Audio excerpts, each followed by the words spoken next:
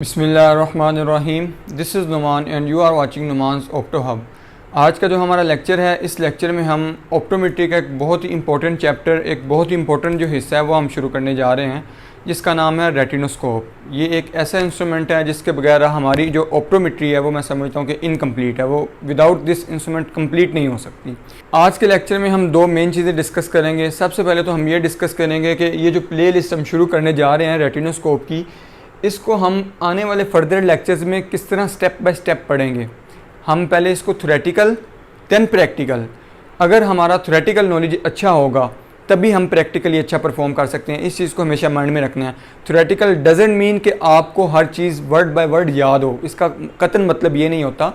Theoretical का मतलब ये है कि आपका जो कॉन्सेप्ट है आपका रिगार्डिंग, फॉर एग्जांपल कोई टेक्निक है, कोई इंस्ट्रूमेंट है, कोई डिजीज़ है, कुछ भी आपका है, आपका वो जो कॉन्सेप्ट है अगर वो क्लियर है, it means you are theoretically good. अगर आपका वो कॉन्सेप्ट अच्छा है, थ्योरेटिकली का मतलब ये नहीं है कि आपकी जो थ्योरी है वो आपको वर्ड बाय वर्ड याद हो, ऐसा कभी नहीं होता, ठीक है।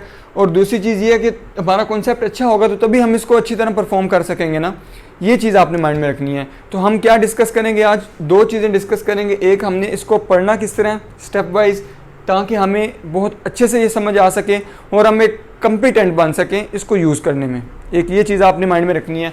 दूसरी चीज़ आपने ये आज मैं आपको बताऊंगा इस लेक्चर में कि रेटिनोस्कोप और ऑफ्थेल्मोस्कोप में हम अपीयरेंस में किस तरह डिफरेंस करते हैं, और इसकी थोड़ी सी कंस्ट्रक्शन हम देखेंगे कि रेटिनोस्कोप की कंस्ट्रक्शन किस तरह की होती है। आपको पता है कि अब मोस्टली जो है आपका ऑटोग्राफ यूज़ होता है, तो इस वजह से जो रेटिनोस्कोप है वो इतनी आप कह सकते हैं कि यूज़ नहीं होती। इस चीज़ को हमें एडमिट करना चाहिए। एक मकसद मेरा ये है कि आपको दोनों में आज प्रैक्टिकली भी थोड़ा डिफरेंशिएट मैं करके दिखाऊंगा कि आपने रेटिनोस्कोप में और ऑफ्थेल्मोस्कोप में किस तरह डिफरेंशिएट करना है। देखते ही आपको पता चल जाना चाहिए कि रेटिनोस्कोप किस तरह की होती है और ऑफ्थेल्मोस्कोप किस तरह की होती है। इस चीज़ का मकसद ये है कि आप में कॉन्फिडेंस आए।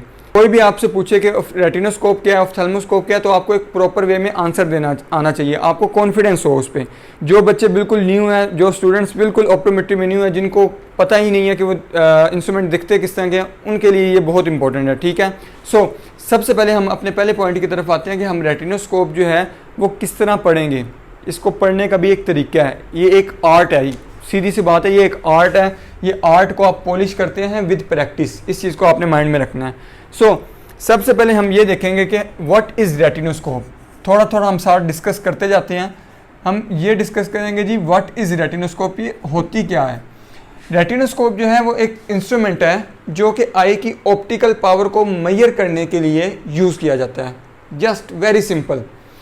रेटिनोस्कोप क्या है? एक ऐसा इंस्ट्रूमेंट है जो आई की ऑप्टिकल पावर को मेजर करने के लिए इस्तेमाल किया जाता है। आई की ऑप्टिकल पावर कितनी होती है? जो नॉर्मल आई की ऑप्टिकल पावर है वो है +58 टू +60 डायोप्टर, +60 डायोप्टर। हमेशा ये याद रखना है, आई की पावर प्लस में होती है, ठीक है। कुछ बुक्स 58 लिखती हैं, कुछ 58.6 लिखती हैं, कुछ 60 लिखती हैं, तो हम एक एस्टिमेट मान के चलते हैं 58 टू +60 डायोप्टर, ठीक है। अगर हमें ये एक सिंपल सा नॉलेज हमें पता है, अगर आप रेटिनोस्कोप पढ़ने आए हैं तो आपको रिफ्रैक्टिव एरर्स का तो नॉलेज होगा ना, तभी आप इस लेक्चर पे क्लिक किया आपने। रिफ्रैक्टिव एरर्स को मैं यहाँ डिस्कस नहीं करूँगा, थोड़ा सा मैं बस आपको बता दूँ कि अगर आपकी आई की जो टोटल पावर है वो 60 से ज़्यादा है, फॉर एग्ज़ाम्पल वो 64 है, 63 है, कुछ भी है, वो इसका क्या मतलब हुआ कि आपको मायोपिया है। अगर इससे कम है, 58 से 57 है, 56 है, कुछ भी है, इसका मतलब आपको हाइपरमेट्रोपी है। जस्ट वेरी सिंपल मैं आपको बता रहा हूँ।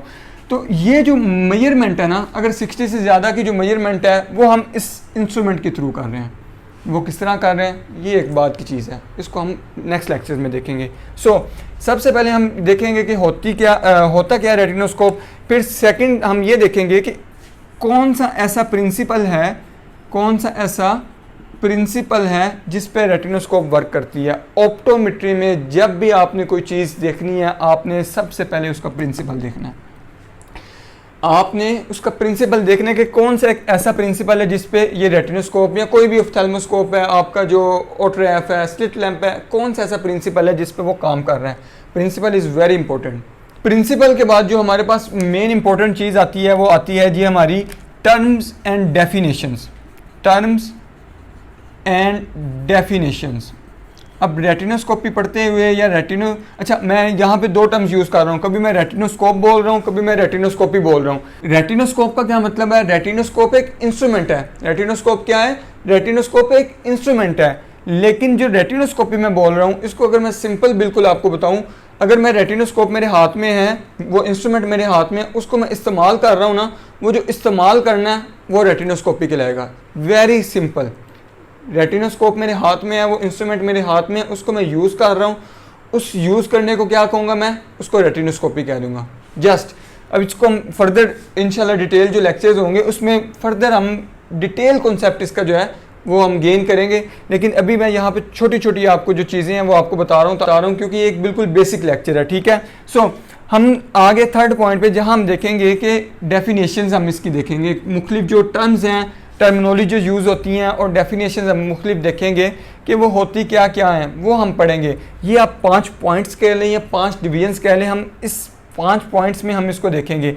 अब टर्म्स में मैं अगर आपको एग्जांपल दूं, यहाँ पे एक टर्म आती है जी far point, which is very important in retinoscopy. Far point एक बहुत इंपॉर्टेंट आपका कॉन्सेप्ट है रेटिनोस्कोपी में। अगर आप एक अच्छी रेटिनोस्कोपी आपको करनी आती है लेकिन आपको फार पॉइंट नहीं पता, आप ज़ीरो हैं। मैं बहुत बड़ी स्टेटमेंट दे रहा हूँ। अगर आपको रेटिनोस्कोपी बहुत अच्छी परफॉर्म करनी आती है लेकिन आपको इस चीज़ का नॉलेज नहीं है, you are zero. Why you are zero? Because वो आप तुक्का लगा रहे हैं, आपका कॉन्सेप्ट नहीं है।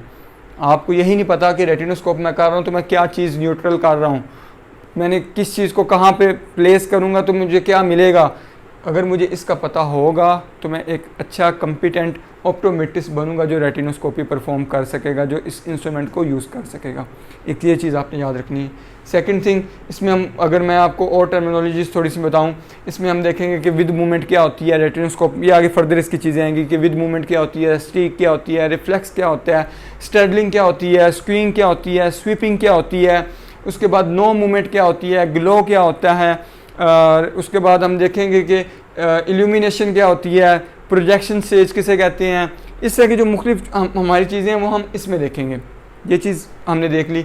इसके बाद एक बहुत इंपॉर्टेंट हमारे पास आती है एक और चीज़, वो क्या चीज़ है?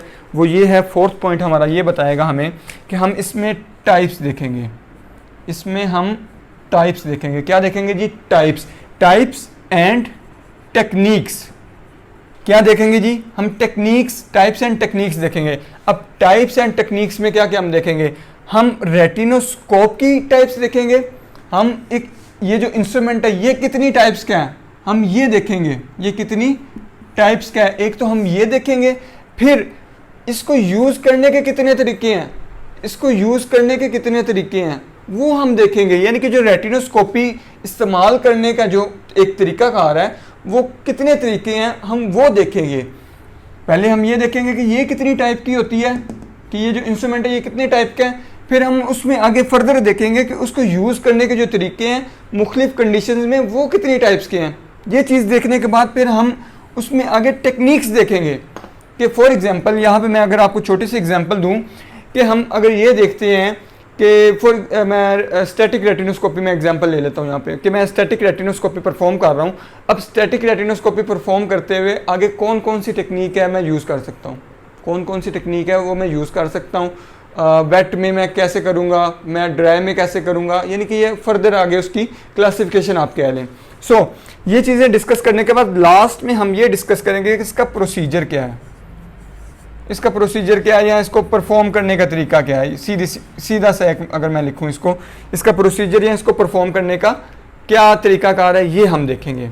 फर्दर जो लेक्चर्स होंगे वो हम ये देखेंगे कि रेटिनोस्कोप होती क्या है, उसका प्रिंसिपल क्या है, और उसके बाद फिर मेन जो चीज़ें जो मैं समझता हूँ कि पूरा आपका जो निचोड़ है वो ये चीज़ें आपकी ये जो 2 पॉइंट्स हैं, जब इन पे लेक्चर जाएगा आपने अपना माइंड फुली प्रिपेयर करके इनको पढ़ना है।